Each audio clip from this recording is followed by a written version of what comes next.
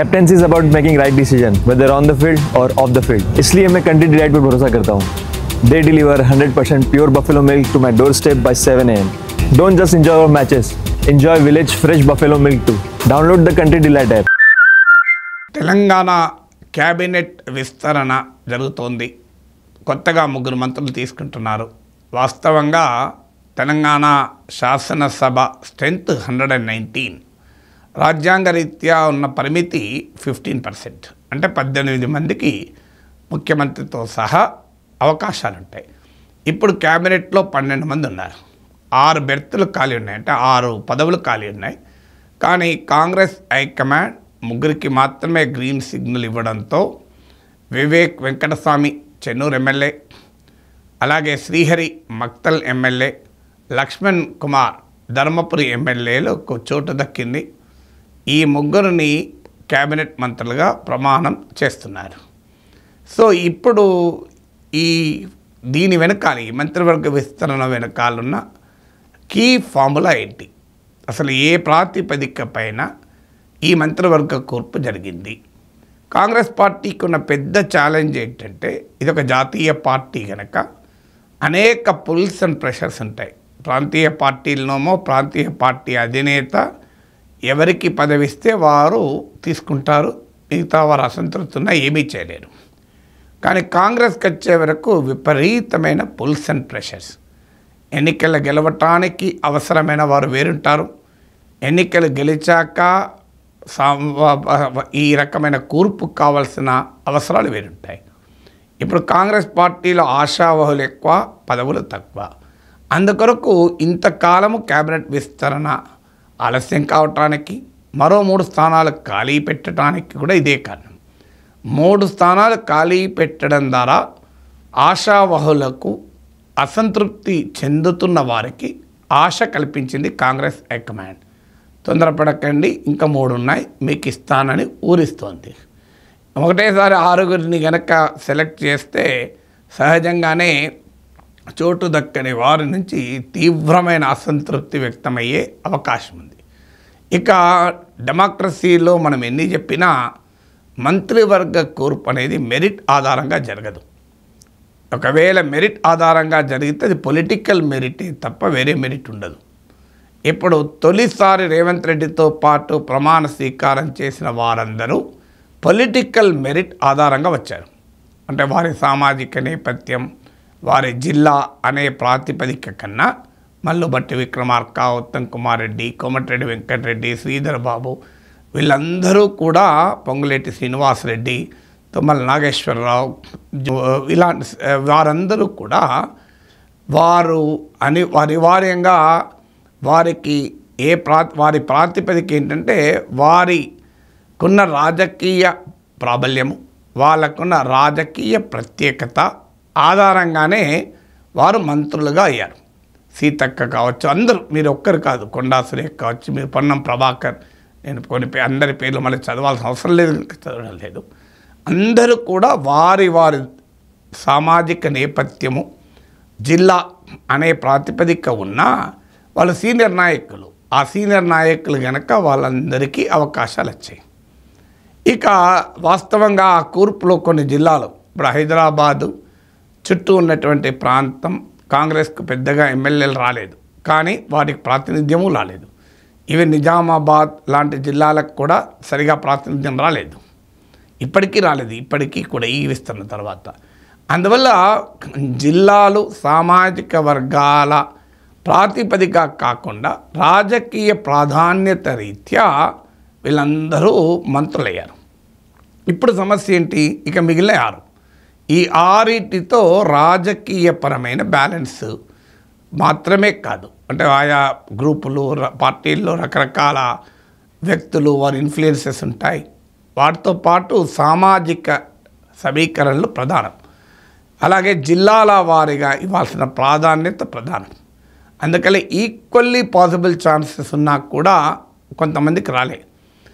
దీనికి కీలకమైన ఫార్ములాగా చూస్తే సోషల్ జస్టిస్. ఇటీవల రాహుల్ గాంధీ కుల జనగణన, క్యాస్ట్ సెన్సెస్ అని, జనాభాలో ఎవరికి ఎంత ఉంటే అంతే ప్రాధాన్యత రావాలి అని, రిజర్వేషన్లను మేము 50% పరిమితిని కూడా ఎత్తివేస్తామని ఇలా సామాజిక న్యాయ రాజకీయ బావుట ఎత్తుకున్నాడు.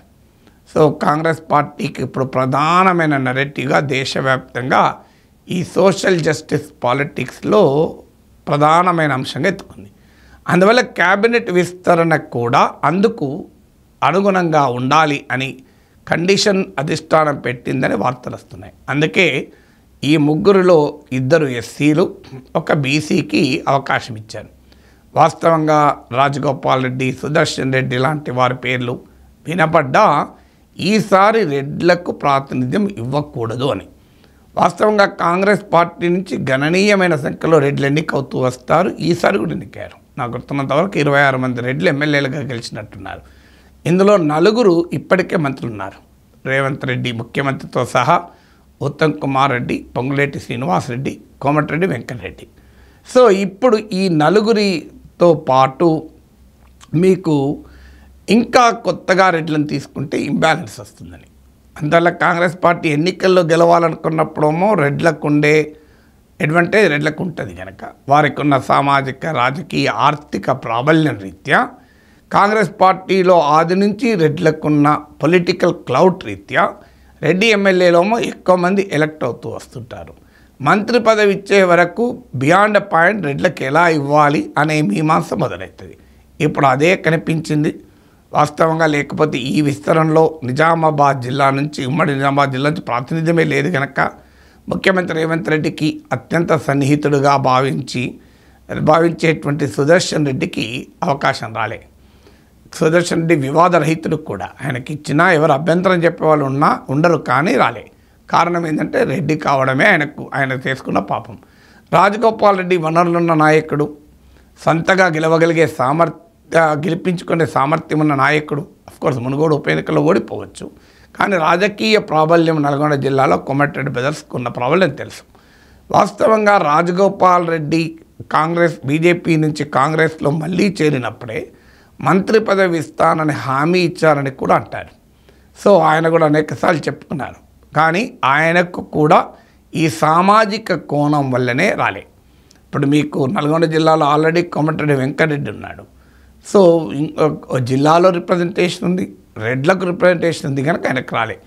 వాస్తవంగా నిజామాబాద్ జిల్లా నుంచి రిప్రజెంటేషన్ లేదు, కానీ సుదర్శన్ రెడ్డికి రాలే రెడ్డి యాంగిల్ వల్లనే. అలాగే మల్రెడ్డి రంగారెడ్డి కావచ్చు, ఈ హైదరాబాదు దాని చుట్టూ ఉన్న ప్రాంతంలో ఎవరు లేరు వాస్తవంగా కాంగ్రెస్కు. సో ఖచ్చితంగా రావాల్సినటువంటి అవకాశం ఆ ప్రాంతీయ సమీకరణ రీత్యా ఉండే.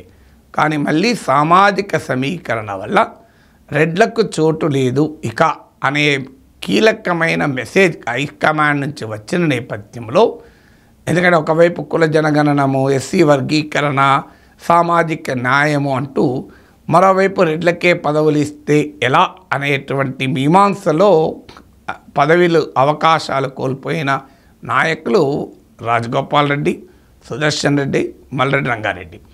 ఇక మీకు ఇప్పుడు వచ్చినటువంటి వారు తీసుకుంటే ఎస్సీస్ వాస్తవంగా ఒక ఎస్సీ, ఒక ఎస్టీ, ఒక బీసీకి ఇచ్చేవారు. కానీ ఎక్కడ సమస్య వచ్చిందంటే ఎస్సీస్లో ఇప్పటికే బట్టి విక్రమార్క మాల సామాజిక వర్గం, స్పీకర్ ప్రసాద్ కుమార్ మాల సామాజిక వర్గం.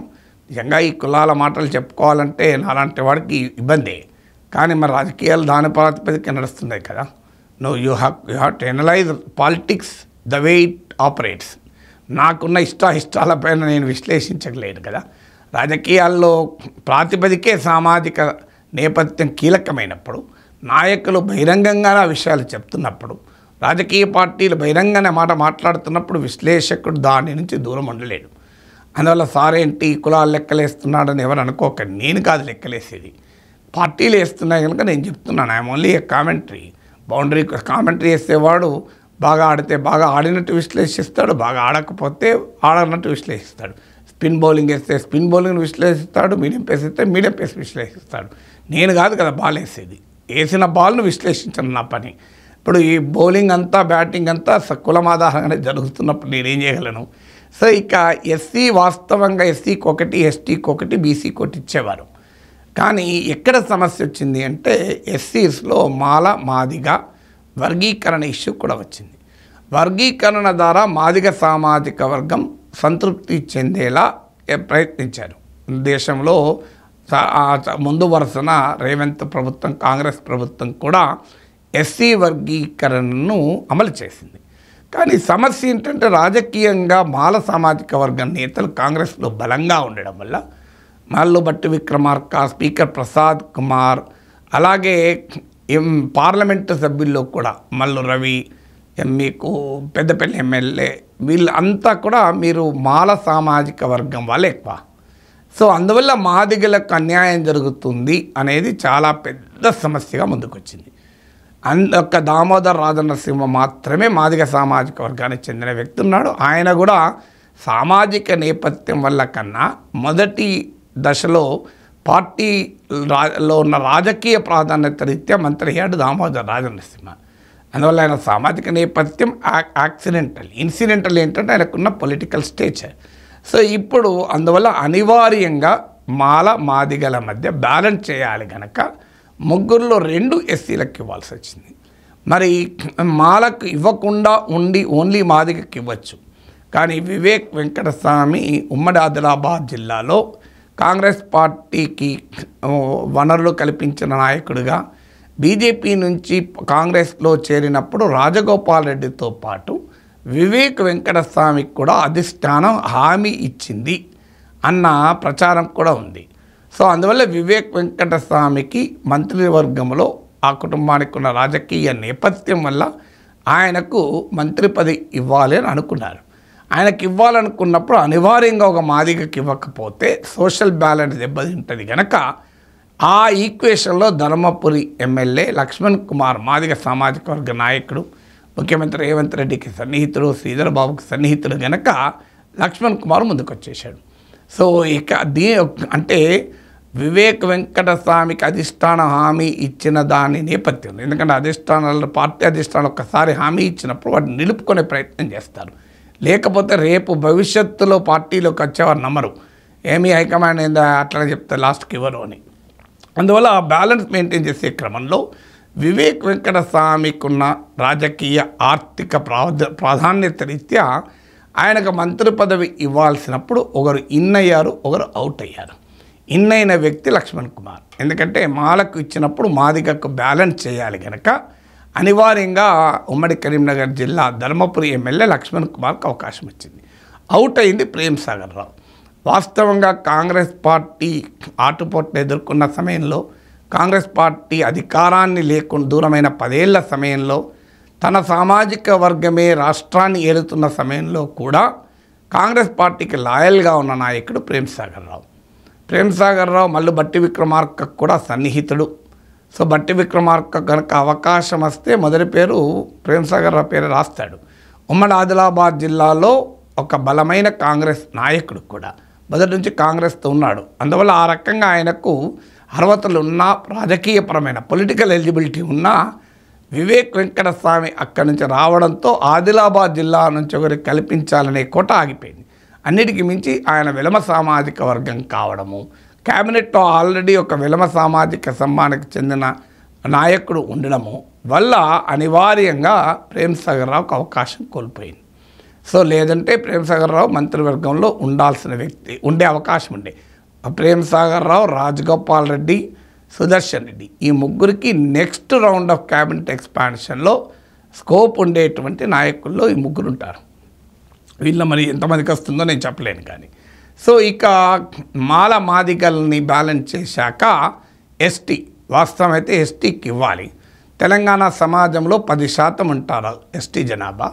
అందులో ఆదివాసీలు, లంబాడీలు, మళ్ళీ 2 డివిజన్స్ ఉంటాయి.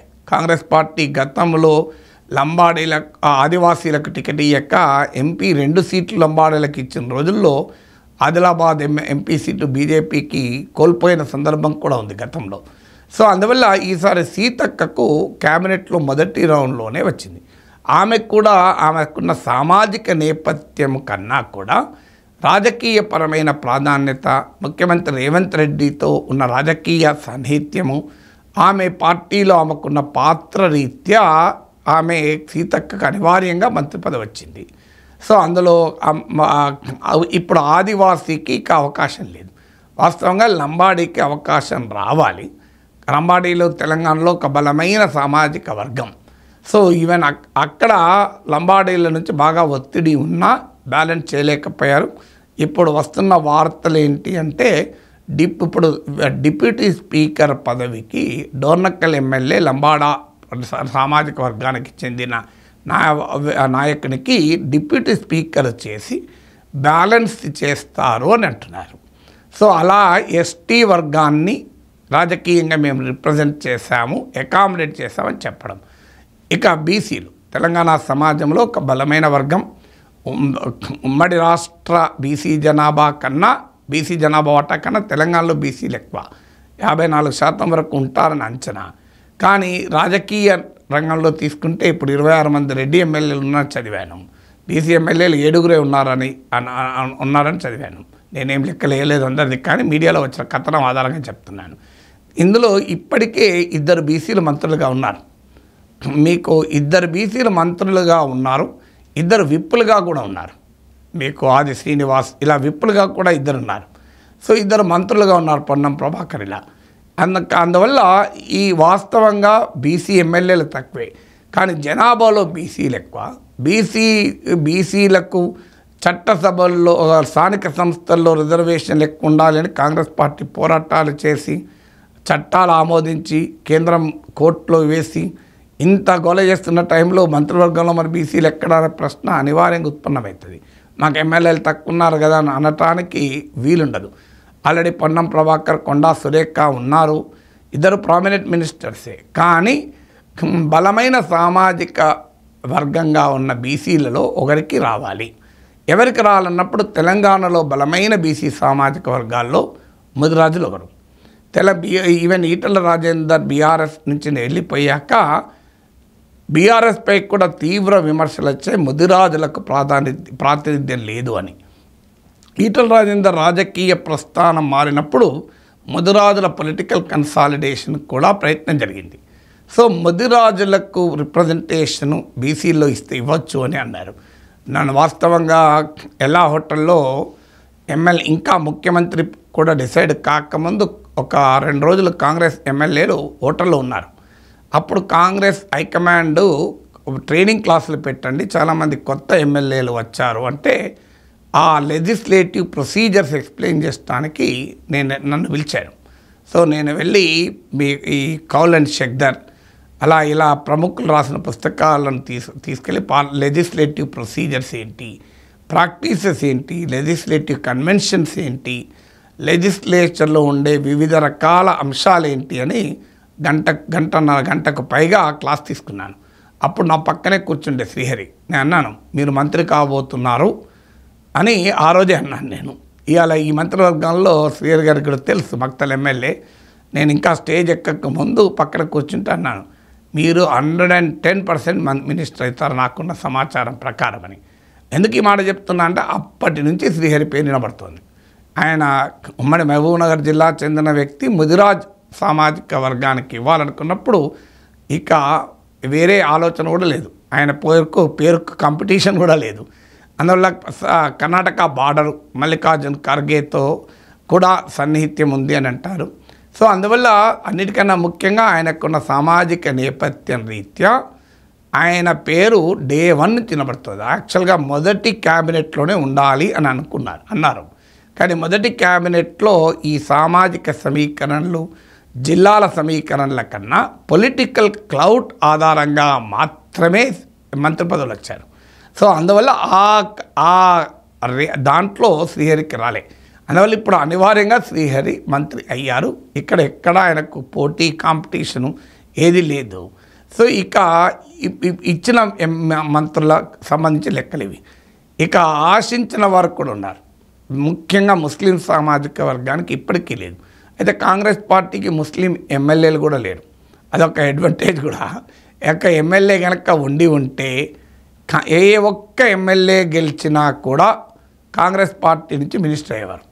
సో అజారుద్దీన్ లాంటి వాళ్ళు కనుక గెలిచింటే గ్యారంటీగా మంత్రి అయ్యేవారు. సో ఇప్పుడు అవకాశం లేదు కనుక బహుశా మహమ్మద్ అలీ షబీర్ను ఎమ్మెల్సీగా చేసి ఆయన తీసుకుంటానని వచ్చారు. ఇటీవల నామినేటెడ్ ఎమ్మెల్సీగా ఉన్న అమర్ అలీ ఖాన్, సియాసత్ సంపాదకుడు, ఓనర్ కూడా, అతన్ని తీసుకోవచ్చు యంగ్ అయినా కొత్త అయినా అని కూడా అన్నారు.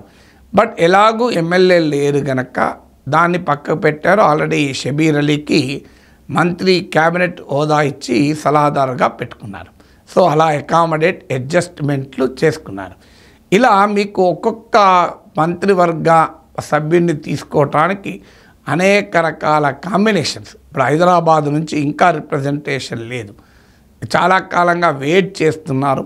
బీఆర్ఎస్ ఎమ్మెల్యేలు పార్టీ ప్రాయిస్తే సిటీ నుంచి ఎవరికైనా ఇవ్వాలి అని ఆల్రెడీ అరకపూడి గాంధీకి పబ్లిక్ అకౌంట్స్ కమిటీ చైర్మన్ ఇచ్చారు. అది ప్రతిపక్షానికి ఇవ్వాల్సిన పదవి. టెక్నికల్గా ఆయన ఇంకా బీఆర్ఎస్ ఎమ్మెల్యే కనుక ఇచ్చామంటున్నారు. అది వివాదం కూడా అయింది. ఆయన బీఆర్ఎస్ ఎమ్మెల్యే అయినా కాంగ్రెస్ వైపు ఉన్నాడు, ఎలా ఇస్తారని పెద్ద వివాదం కూడా జరిగింది. కానీ టెక్నికల్లీ ఆయన బీఆర్ఎస్ ఎమ్మెల్యే కనుక మేము ఇచ్చామనే పేరిట హైదరాబాద్కు చెందిన నాయకునికి అకామిడేట్ చేశారు. ఈ మధ్య వార్తలు కూడా వచ్చాయి, కవిత నాయకత్వంలో 6 ఎమ్మెల్యేలు వస్తారు, మంత్రి పదవి అడిగారు కవిత అధిష్టానాన్ని అన్నారు. కవిత దాన్ని తీవ్రంగా ఖండించింది. రాజకీయాల్లో ఖండనలు మండనాల ఆధారంగా రాజకీయాలు ఉండవు. ఏం జరుగుతాయో వెనకేం జరుగుతాయో ముందేం మాట్లాడతారో ఎవరూ చెప్పలేరు. కవిత కనుక బీఆర్ఎస్ నుంచి వచ్చి కాంగ్రెస్లో చేరితే ఆమెతో పాటు కొంతమంది సిటీ ఎమ్మెల్యేలు వస్తారని కూడా వార్తలు వచ్చాయి, తెలియదు.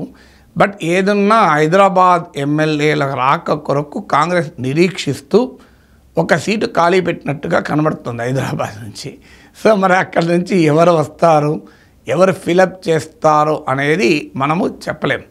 వాస్తవంగా ప్రొఫెసర్ కోదండరామ్ లాంటి వారు నామినేట్ అయ్యాక ఆయన క్యాబినెట్ హోదా ఇస్తారు, విద్యాశాఖ అందుకే ఖాళీ పెట్టారని కూడా వార్తలు వచ్చాయి, ముఖ్యమంత్రి చేతిలో ఉంది.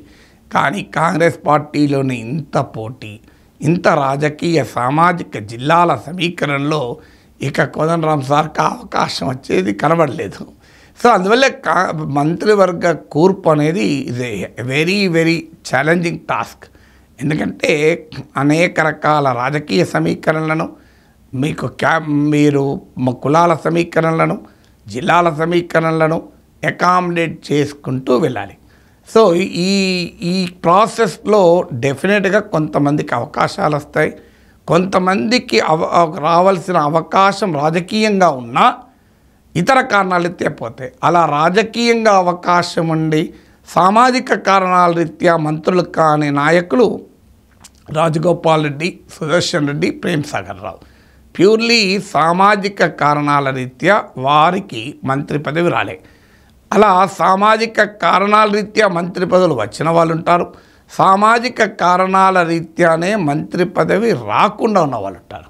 సో ఇక దీనికి తోడు రాజకీయ కారణాలు ఎలాగూ ఉంటాయి. సో రాజకీయ కారణాలంటే ఇతర పార్టీల నుంచి వచ్చినప్పుడు వారికి అకామిడేట్ చేయడము, ఈ యాంగిల్స్ కూడా ఉంటాయి. అందువల్ల cabinet expansion, Revanth Reddy cabinet విస్తరణ వెనకాల ఉన్న కీలక ఫార్ములా ఇది.